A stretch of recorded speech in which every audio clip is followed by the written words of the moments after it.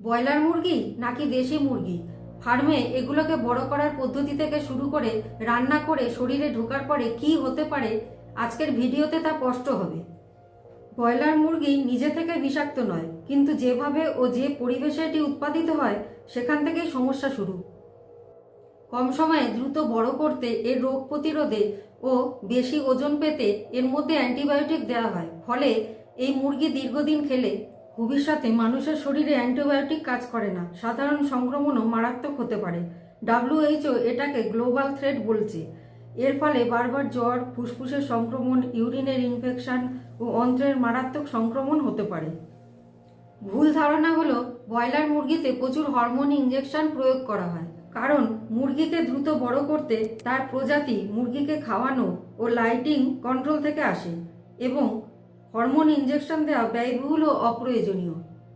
তবে সমস্যা হলো কিছু খাবারে হরমোন জাতীয় প্রভাব ফেলতে পারে এমন উপাদান থাকতে পারে।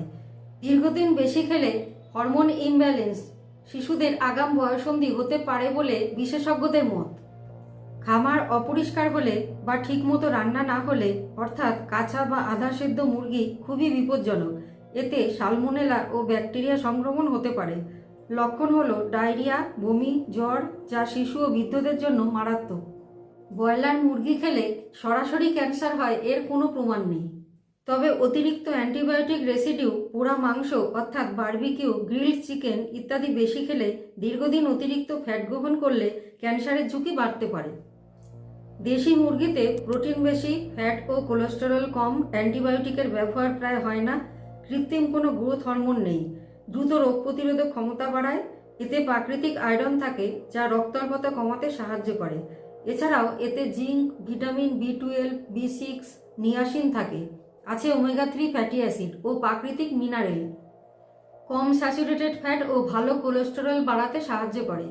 তাই হৃদরোগীদের জন্য এটি তুলনামূলকভাবে নিরাপদ। এতে প্রাকৃতিক কোলাজেন থাকায় ক্যালসিয়াম শোষণে সাহায্য করে, যা হাড়, জয়েন্ট ও বাতের ব্যথায় উপকারী।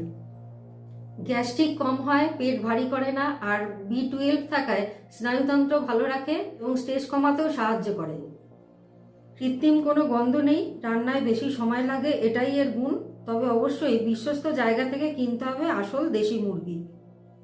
সপ্তাহে 1 থেকে 2 দিন খেতে পারেন। ভালোভাবে সেদ্ধ যাতে হয় সেই দিকে নজর রাখবেন, আর স্কিন ফেলে দেবেন। রান্নার আগে লবণ পানিতে ভিজিয়ে রাখতে পারলে ভালো হয়, এতে জীবাণু নষ্ট হয়। চিকিৎসকেরাও অনেক সময় দুর্বল রোগীদের জন্য কম মশলাযুক্ত দেশি মুরগির ঝোল রেকমেন্ড করেন।